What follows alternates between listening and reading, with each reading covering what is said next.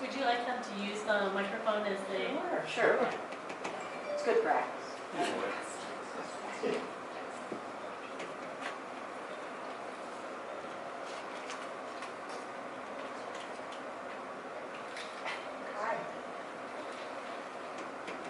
The human water cycle is primarily composed of how humans get, use, and reuse water. So we spend a lot of time recycling that water. Fresh water, because fresh water represents only about 3% of all water on Earth. This is a story about our friend Jeff, who's one of the millions of people who have spent $1.4 billion on flushable wipes this year. I love my flushable wipes. They make me feel so fresh and clean after going to the bathroom. Oh, why isn't my toilet flushing? Who turned off my water? Hello, water department. Why did you turn off the water to my house? I'm sorry, sir, but we have a major problem here.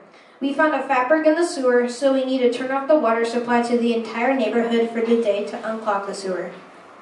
What on earth is a fat berg?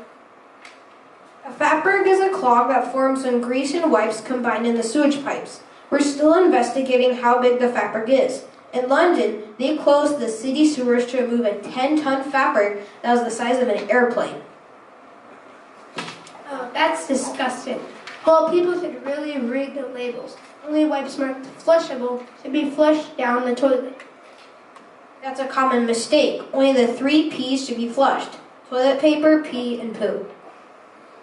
Well, I'm only following the directions of my toilet wipes, so it's not my fault. And now I have to spend the day without water? This is outrageous. I'm sorry, sir. Every day I'm going to different neighborhoods trying to unclog these sewers. Will anyone be able to help create a solution for a problem that most people don't even know about? Will anyone help the American people save the hundreds of thousands of dollars they are paying to unclog our sewers?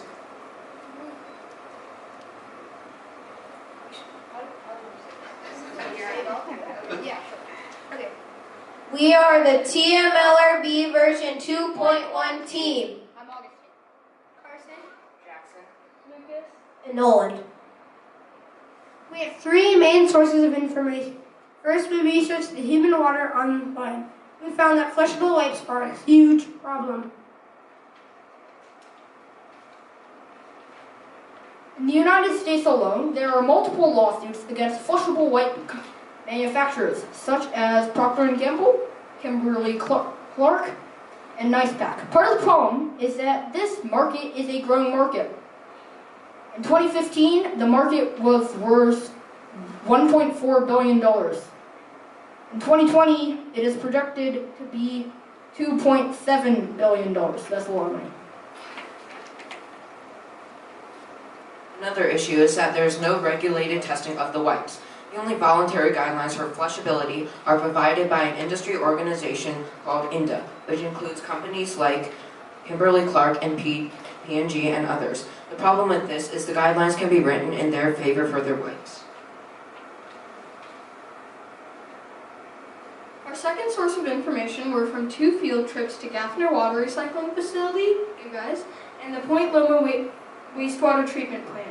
At the Gaffner facility, employees spent half of their time cleaning out the pipes from obstructions and told us no wipes down the pipes.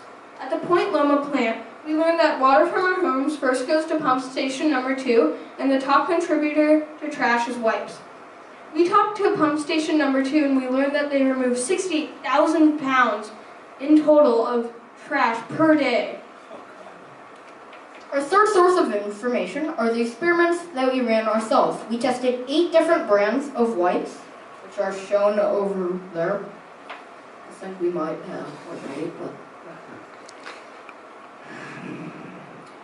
We also tested toilet paper and also all those wipes and toilet paper in 2 cups of water on an electronic mixer on the lowest setting to basically simulate that swirl. So, when the results were in, it was quite obvious that the toilet paper was the best at disintegrating. Next came Vaughn's Signature and Kirkland's Brandt. The worst wipes were Charming Fresh by Procter & Gamble. We also had Huggies Pull-Ups, Connell by Kimberly-Clark, and CVS Health Label by CVS. Our team came up with multiple solutions to this problem. First, we thought better labeling would be helpful. We designed a sticker that clearly shows that wipes should be thrown in the trash instead of down the toilet. Our second solution was to come up with a better wipe solution. We came up with the Fresh and Flush, which moistens toilet paper to give you that clean feeling, so folks like our friend Jeff will be satisfied.